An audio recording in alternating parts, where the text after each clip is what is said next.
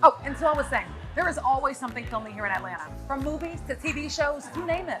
And so the A Scene keeps up with all of it for you. Casting calls, which big celebrities are in town, what's filming, and if it's in your neighborhood. It's like an inside scoop. Oh, nice. But you know, I really wish you would have told us we were filming this today.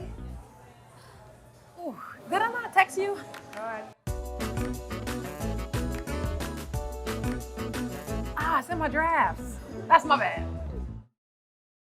This is the land where dreams come true, Tyler Perry Studios. Right now, ahead of the big grand opening that's happening this weekend, you can see crews getting ready, laying down the carpet for the star-studded event. And when I say star-studded, I truly mean it. I'm talking about Denzel Washington, Oprah Winfrey, Whoopi Goldberg, just to name a few. Did I mention Halle Berry's gonna be here in town too?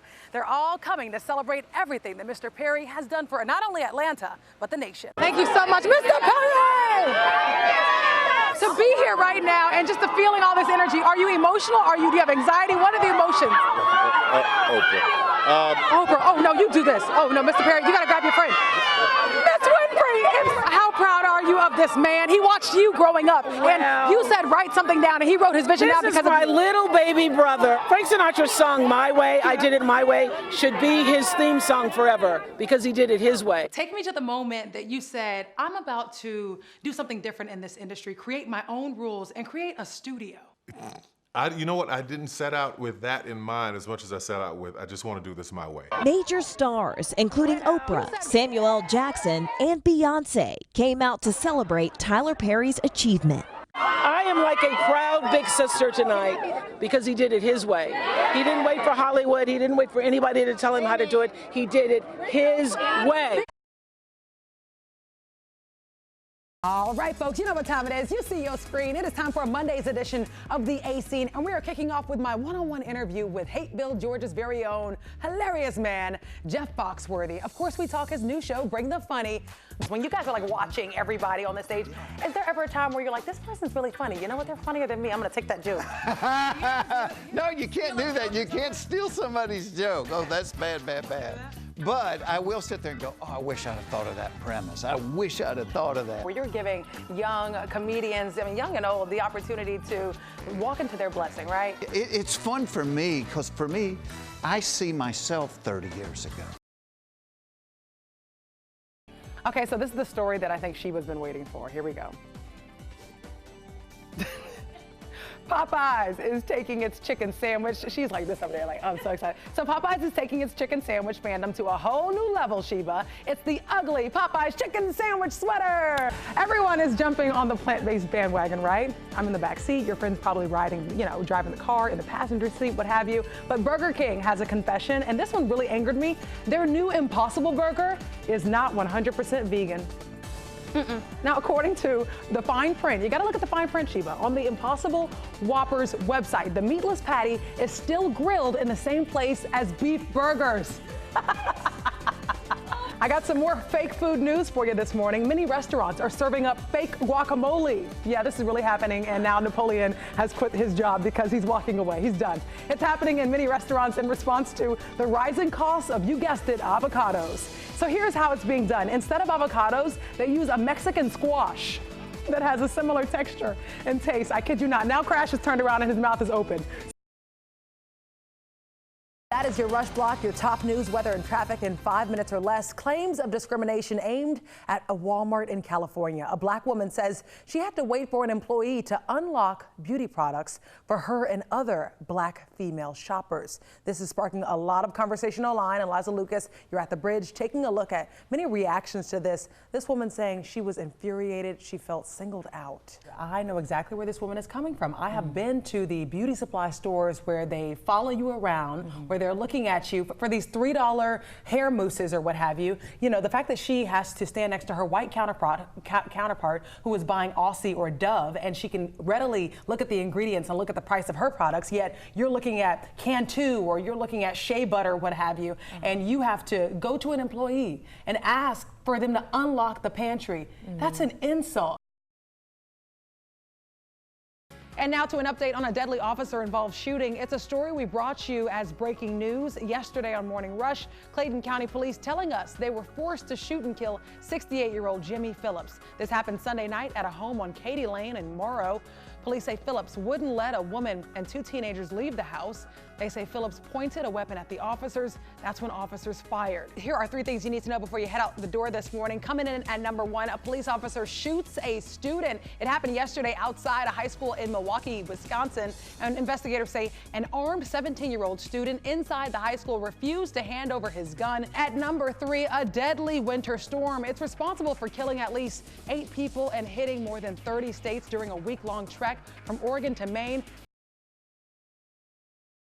Tonight was a monumental night, not only just for Tyler Perry, but everyone here in Atlanta. Your name is now on a soundstage at Tyler Perry Studios. What does that feel like?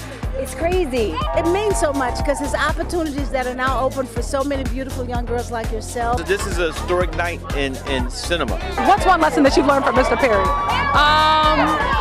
I can do anything. What's the biggest lesson that you've learned from Mr. Perry? The biggest lesson that you incorporate in your own life? Persistency and prayer. He has done things that nobody dreamed was possible. I'm excited to see everybody, but mostly I'm excited for the food.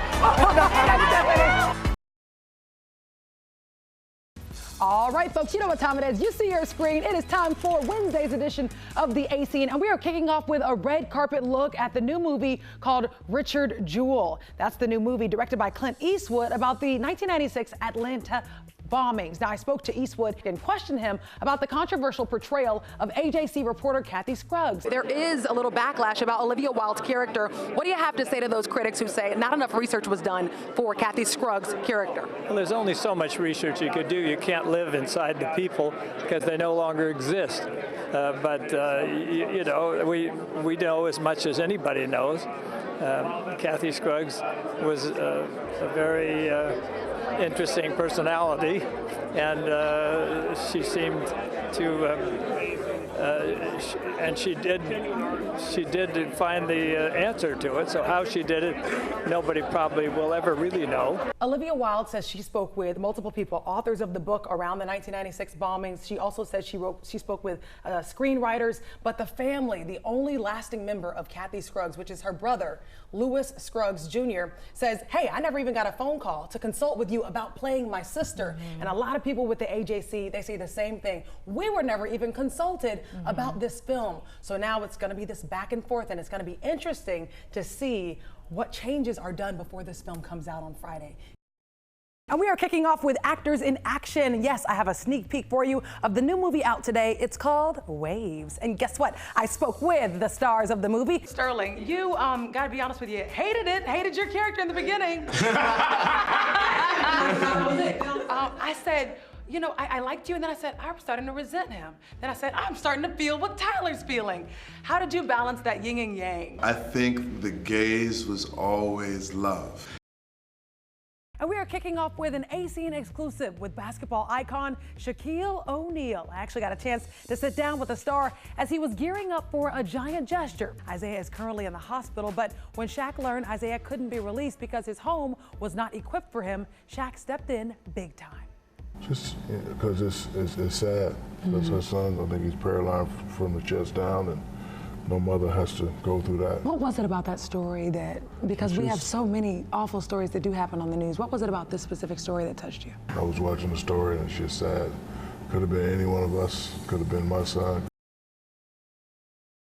This one's kind of for Napoleon behind the camera right now, but a lot of people saying holy guacamole when it comes to this one, this Hawaiian family getting a place in the Guinness Book of World Records for their avocado, more than 5 pounds. I believe it was 5.6 pounds when the normal avocado is about 6 ounces. No way. Sorry guys, I was just wiping Napoleon's drool off of his mouth because all of a sudden he started salivating when we showed that guacamole, that avocado. So think of all the guacamole you could make from that, indeed.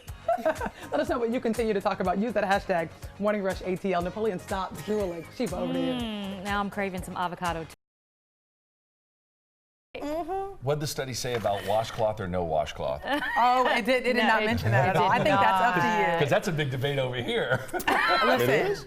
Yeah. Yeah, we washcloth were or talking no about washcloth? it the other day. Washcloth? No washcloth. Washcloth. Oh, no. I think it's a It's just different. All hands, huh? All hands on deck? I think it's just. I got things to do. Make sure those hands move to the feet, okay? Wow. Ooh. Good job. Yeah. No washcloth. No washcloth. Okay. All right. What I want to talk about is the amazing girls, the amazing women who were there last night. Positives. I don't want that to outweigh, that story to outweigh who was there last night. I mean, we have just several women I want to name. Miss USA, a lawyer. You also had Miss Ireland who was there, who's an executive for NASA. She plans to go to outer space one day. And then you also had Miss South Africa, a PR executive who is now fighting against gender-based violence in her country. So the brains there last night, you all would have been impressed. The brains on that carpet, the brains on that stage. One of the most diverse pageants I've ever been to. It's the movie that's making ATLians proud. What Men Want, all shot in Atlanta, starring Taraji P. Henson. Give it up for our Summit, Worldwide Sports Management's newest partner. Whoa! Allie, that pass was actually to Eddie. I sat down with producers Adam Shankman and Atlanta's very own Will Packer and quickly learned that ATL wasn't exactly the studio's first choice. Well, it wasn't set here originally. Originally, it was not. I think it actually was set in Chicago originally. Yeah. One version of the script definitely was, but we actually shot Atlanta for Atlanta. Yeah. We portray the Hawks here. I saw Georgia Tech in the film. It seemed like the most obvious play. It's sort of like, it's you, it's the sports, it's all of that. And I'm sure it was something that you would always sort of hope, but I know you got to play the game and talk about where tax credits are. It's always a conversation. It tastes really weird, it tastes like dirt. And you drank it? I thought black people stopped drinking tea after Get Out. We all want to know how in the world you all got Erykah Badu, Shaq, Tracy Morgan, Lisa Leslie. We saw all these prominent people in this film, and it was a real treat for the audience. I bumped in the Rolodex, Adam did too, and my partner James Lopez, we all kind of put out calls. And when people heard we were making this movie with her, with Taraji, we had more people calling us to get in the movie than we could put in the movie.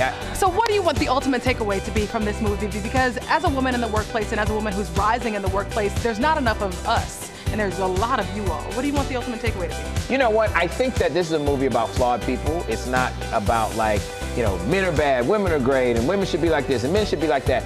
Everybody in it is flawed, but it is definitely a women's empowerment movie where the men are portrayed realistically. Yes. Everybody has balance, everybody has moment, all the characters are round, and it's fun. I want them to really feel kind of her journey. You've got 3 minutes to prove how funny you are. But if you do it, holy cow, your life is about to change. When you guys are like watching everybody on the stage, is there ever a time where you're like, this person's really funny? You know what? They're funnier than me. I'm going to take that joke. No, you can't do that. You can't steal somebody's joke. Oh, that's bad, bad, bad. But I will sit there and go, oh, I wish I'd have thought of that premise. I wish I'd have thought of that. Where you're giving young comedians, young and old, the opportunity to walk into their blessing, right? It's fun for me, because for me, I see myself 30 years ago in them. So it's almost fun for me to pass that baton and go, hey, here's what somebody told me to help me. I'm gonna hand you that baton, so after I'm gone, you running this race. We look at you as like Mr. Funny Man, make me laugh, but there's so much heart in you. Where did this come from to want to join in with this campaign? Yeah, well, it is my hometown. And I grew up down by the airport, Hapeville and College Park. Being a little economically the underdog, I've always had a heart for the underdog. So about 10 or 11 years ago, got involved with the Atlanta Mission, because, people don't just end up on the street. They have a right to lay their heads somewhere, right? It's amazing to me, there's 4,000 women and children on the streets of Atlanta experiencing homelessness. Think about that, 4,000.